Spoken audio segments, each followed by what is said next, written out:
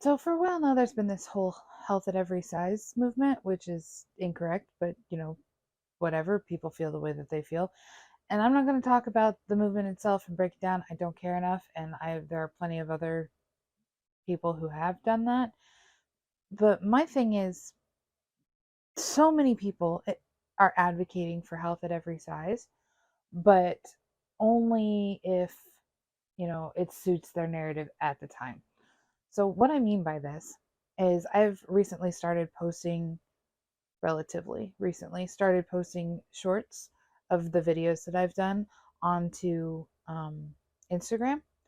And some of them are super controversial, not gonna lie, knew that going into it. And so I take the shorts, I cut them up, I put them on, I put the little caption at the bottom, and people interpret them the way that they're going to interpret them. And probably some of them I cut a little too, just a little too controversially.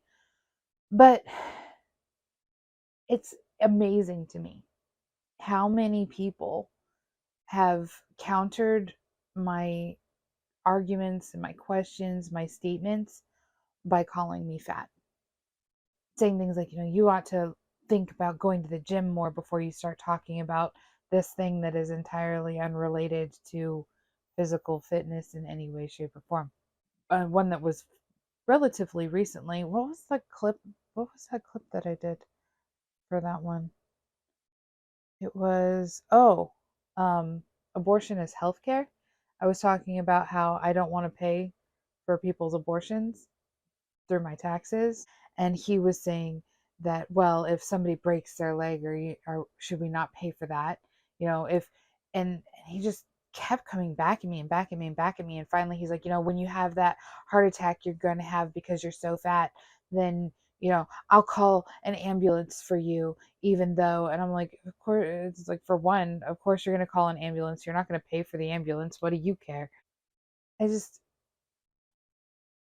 again, it all comes down to this hypocrisy thing where you're apparently allowed to say whatever you want insofar as if it's your narrative, so long as you are belittling and degrading and insulting people who are on the wrong side. There's a concept that when you're in a debate and you start slinging mud, you've lost the debate, because you have nothing intelligent to say. You have nothing intelligent to contribute to the conversation.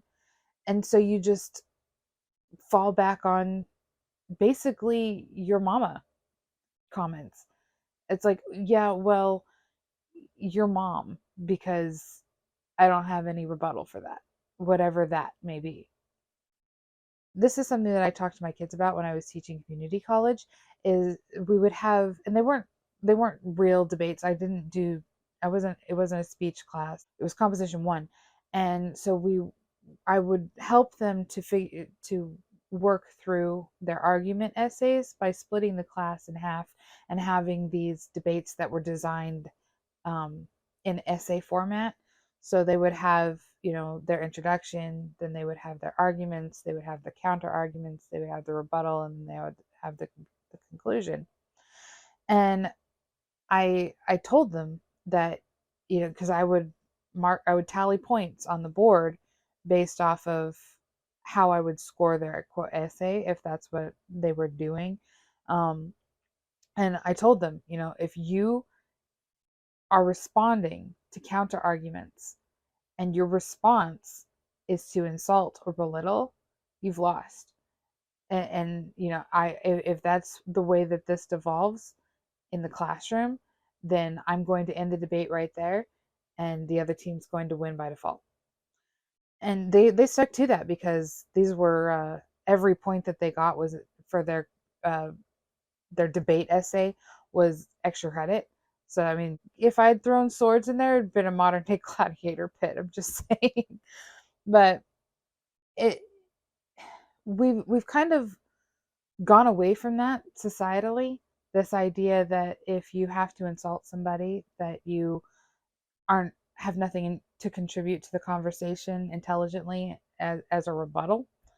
And it just drives me crazy.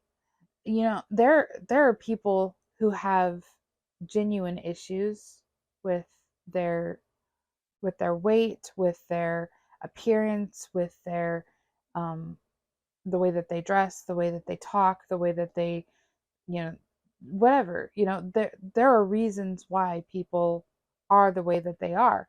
And there are also reasons why maybe some people can't change. Is that the case for me? No. I was extremely healthy and fit and had no problems keeping my figure trim until I hit about 30. And I didn't work out at all growing up. I didn't eat right. I just had a really fantastic metabolism. And when I hit 30, I don't know what it is. My body was just like, oh, my back hurts. Oh, I'm gaining weight. Oh, this, I don't know. It sucks. 30 sucks. But now I'm doing things to work through it, trying to get into this healthier frame of mind. I'm exercising, I'm eating properly, and I've lost 200, I've lost 20 pounds since I started doing this last year.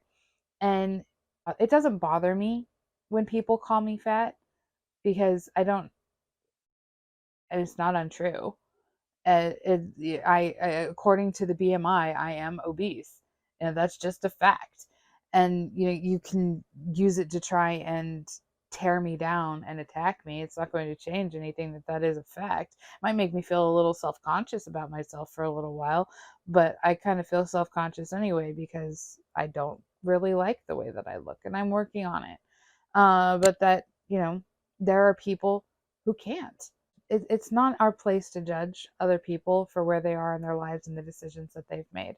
And I think maybe that's part of what this guy was coming down to, was that, whatever the case that I have personally put myself in physically, he's not going to judge me for it when the consequences catch up to me, type of thing, which I can get behind in that sense. But he was just, he was doing it to be mean and to be spiteful. And I don't see why that has to be the case. Why we have to be mean and spiteful to each other. Why we can't just have an honest conversation about these topics, about these things where we might disagree, that it has to come down to this blood match of who's right and who's wrong. Sometimes there are no rights and there are no wrongs. Sometimes it's just gray. Not always. A lot of times there are black and white, truth and untruth. But sometimes it just comes down to feelings and the way that you think and the way that you feel and the experiences that you've lived in your life.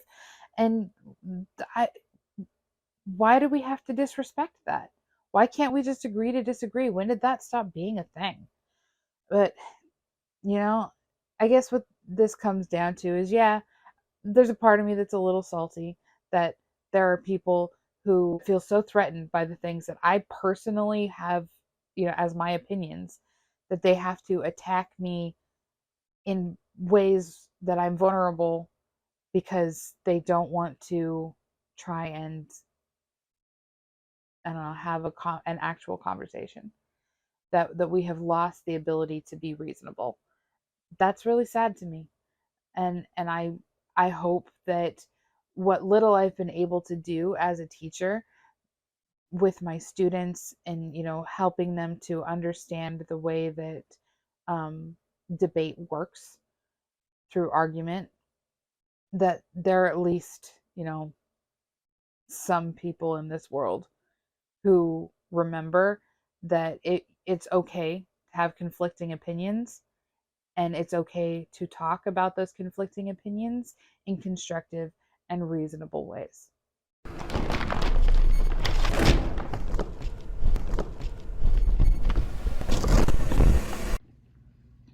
Hey guys, thanks for watching that video. If you enjoyed it, make sure you like, subscribe, and do all those things that you do when you enjoy a video. If you'd like to learn more about us at Moms for America or the Millennial Rant, you can visit our website at millennialrant.com or see us on our Instagram page at millennial_rant. I look forward to seeing you next week, and I hope that you have a wonderful day.